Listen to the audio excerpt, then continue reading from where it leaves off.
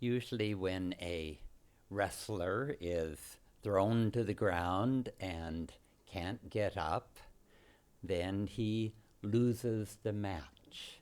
He says, I give up. I surrender. I lost. I'm a failure. And his opponent wins the match. His opponent is the victor.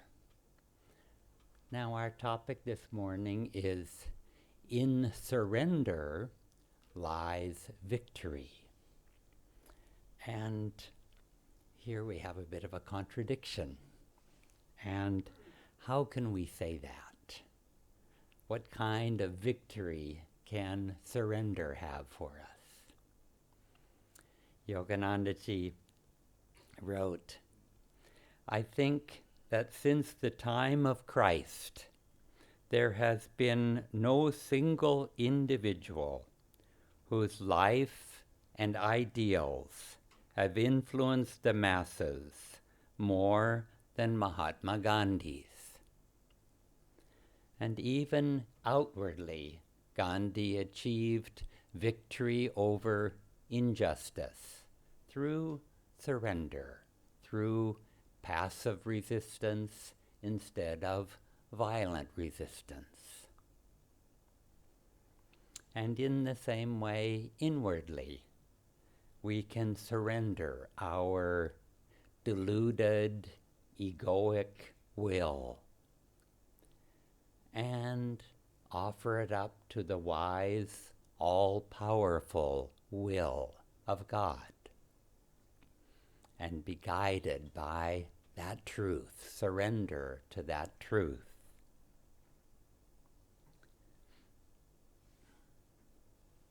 Yoganandaji said that human will is guided by whims.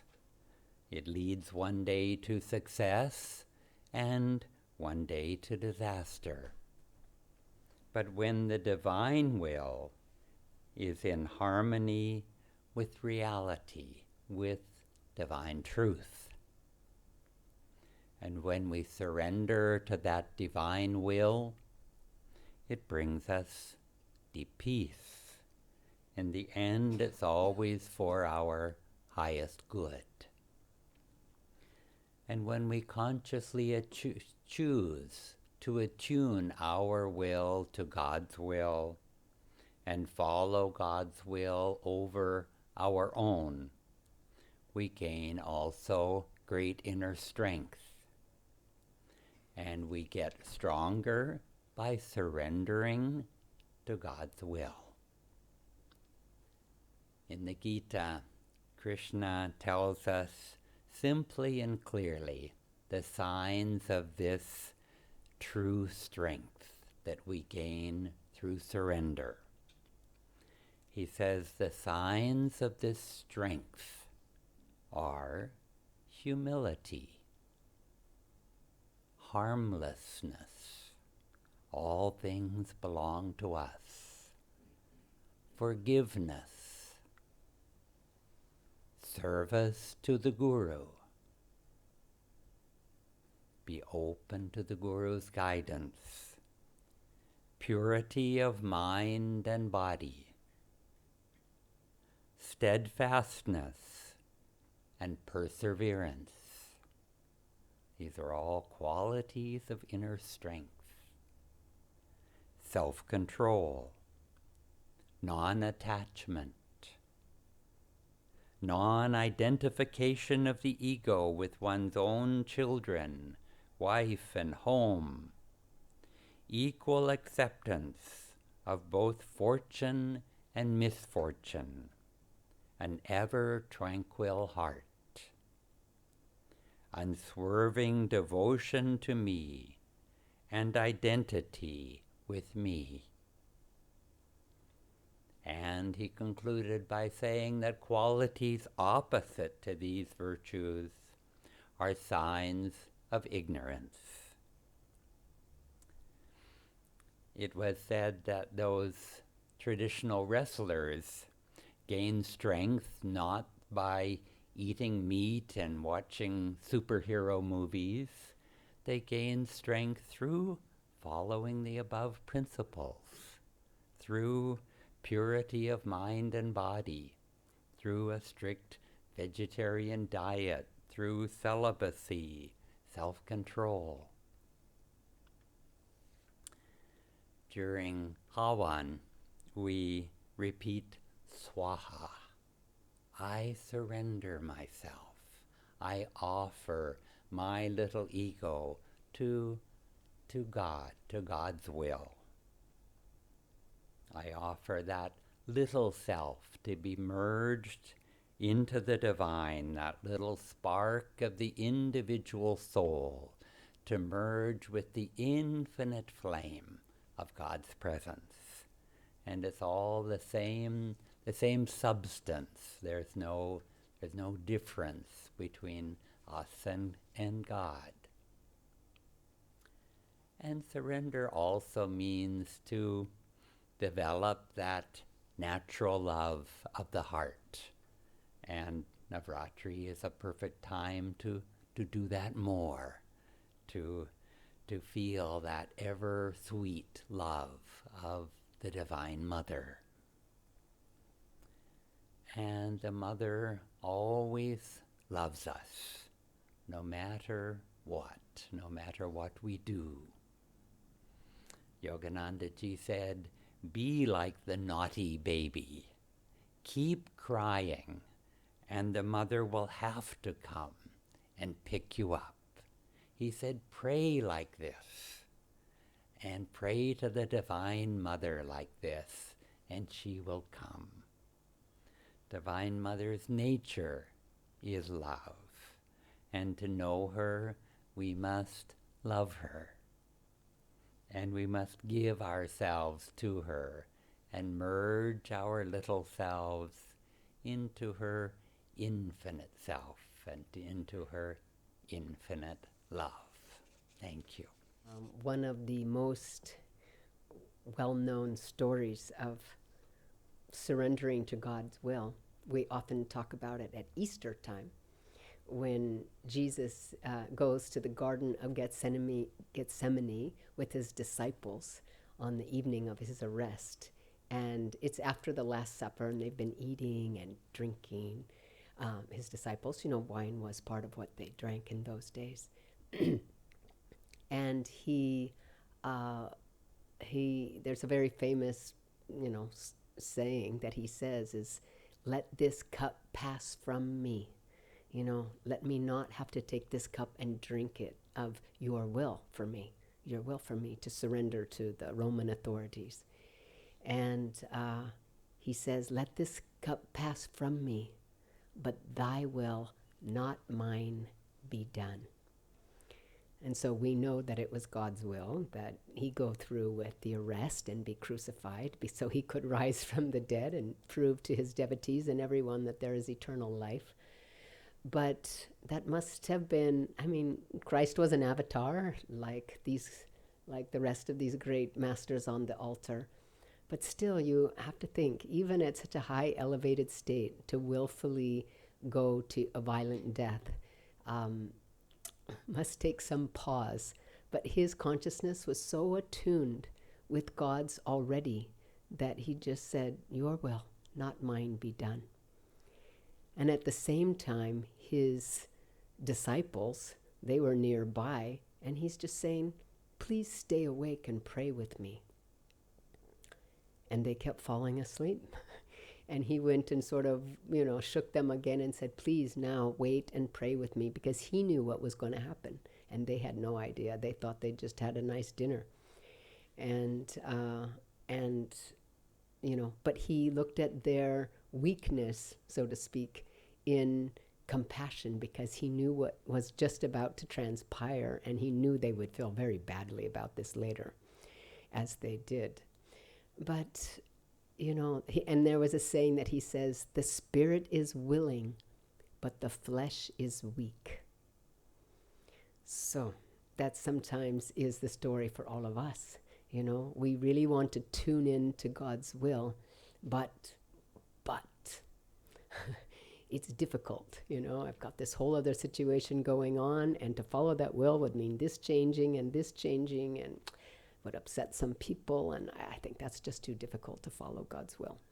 So I think that is a situation where we may find ourselves again and again.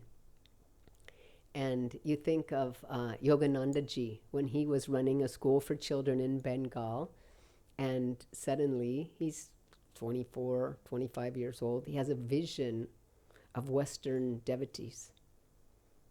And since he's so in tune with Divine Mother, he knows, these are future disciples in the West. I have to go to the West. He leaves the school. He goes and asks his father for money. He decides to go to America. He speaks like no English and gets on the boat and goes over to America and starts this great work and crosses America back and forth. How many times over many, many, many decades, over many years. And, again, this was the 20s and the 30s in America. There weren't many Indians there at the time. So he had to face racism, he had to face criticism, he had to face so much. And yet he was so in tune with Divine Mother, he could just, he could generate the willpower to just do whatever she asked. And Swami Kriyananda, when he read the book Autobiography of a Yogi in New York in 1948, he also was just attuned to a higher level of consciousness. And I don't think he knew he was following God's will. But just reading that book, I have to go. So next bus, cross the country, takes 4 days. He's at the feet of his guru saying, I want to be your disciple. He didn't even know what it meant. And so, God's will for us may not come like a lightning bolt. It may not come like a voice from the heavens. But if we are attuned more and more through meditation, through our prayer, through our openness, through our willingness, Divine will come to us and give us the strength to follow through.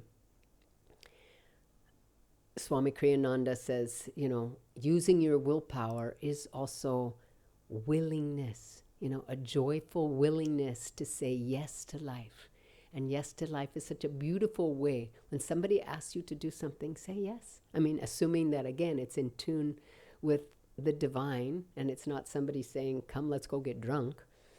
So we want to say yes to life when these opportunities to love come to us, when these opportunities to think of others before ourselves come to us, these opportunities to serve. It's like this is an invitation from God. Can you say yes to this? Can you say yes to this? When many of you, I'm sure most of you, are parents, and we call the young age about 2 the terrible 2s, right?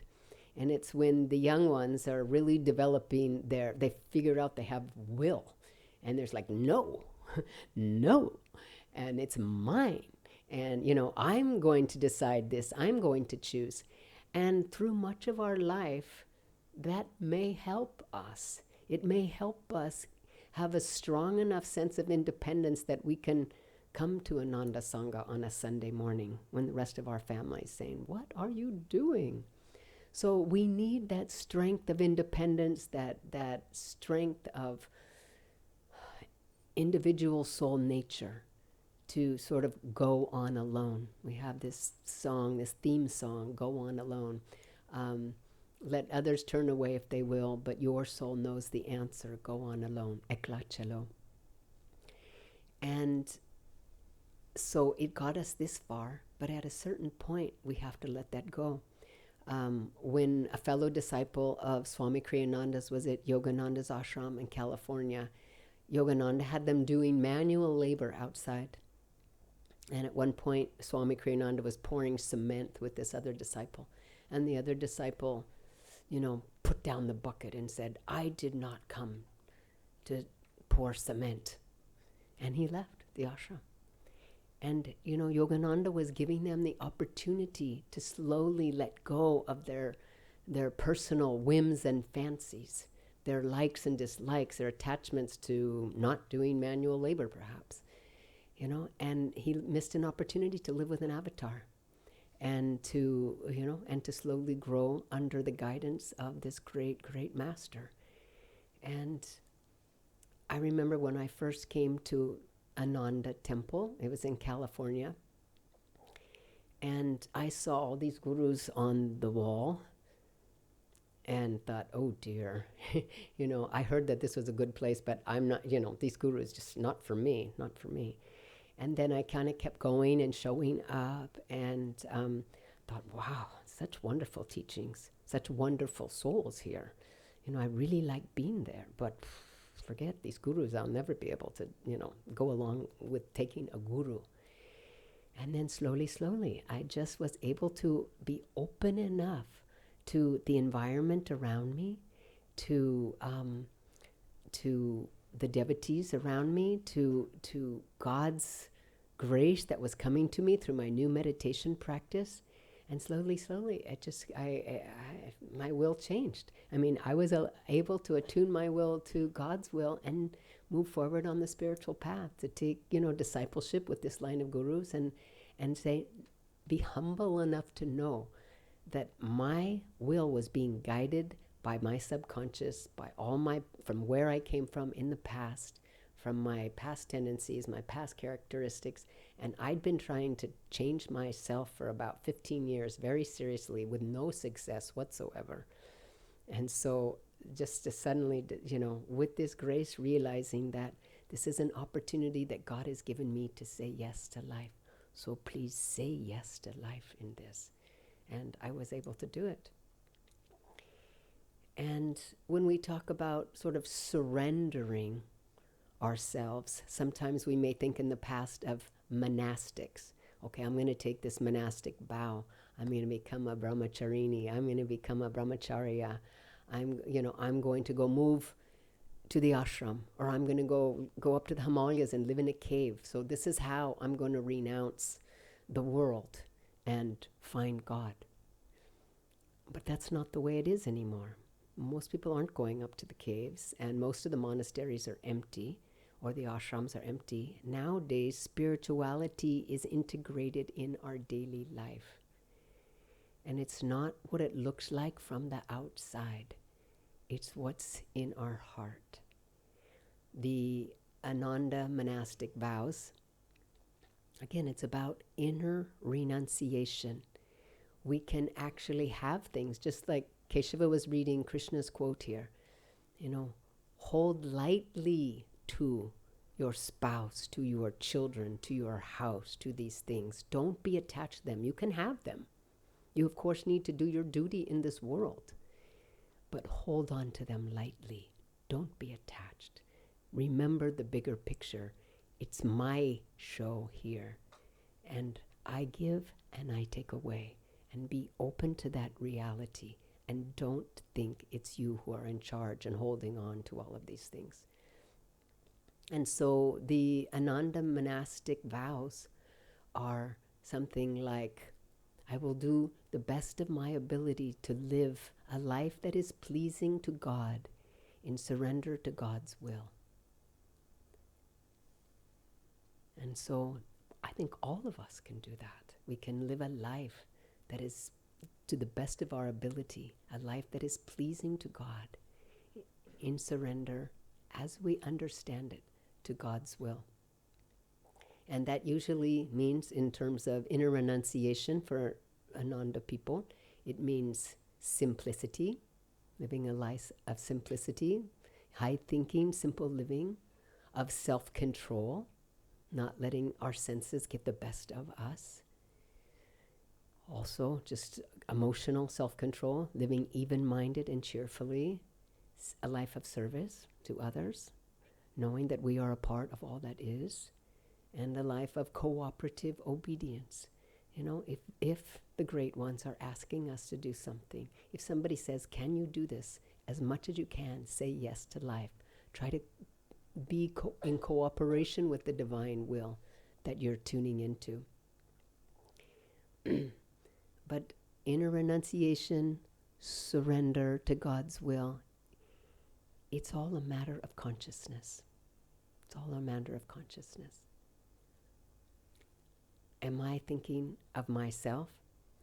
This is my spiritual path. What am I getting out of coming to satsang? What am I getting out of meditation? I didn't feel bliss today, I may not meditate tomorrow. Or even, am I just thinking about me or us four and no more, is what Yogananda would say when we were just thinking of our family alone. Is our thought and attitudes based on ego, or is it based on the soul? No, I'm a part of a greater wave of consciousness that surrounds this planet. I'm a part of infinite consciousness, and my soul nature is the direction that I'm going in. So there's just this battle of life every day. And we have to ask ourselves, what attitude am I living with? Because that is surrender. An attitude of humility, of openness, of love to my fellow man. Or is it, again, all about I need to be in charge and compete with others? And then we can say, who am I? Who am I? That's another part of our consciousness. Who do we really think we are? Do we think we're God's child, or do we think we're just all alone in this world and separate?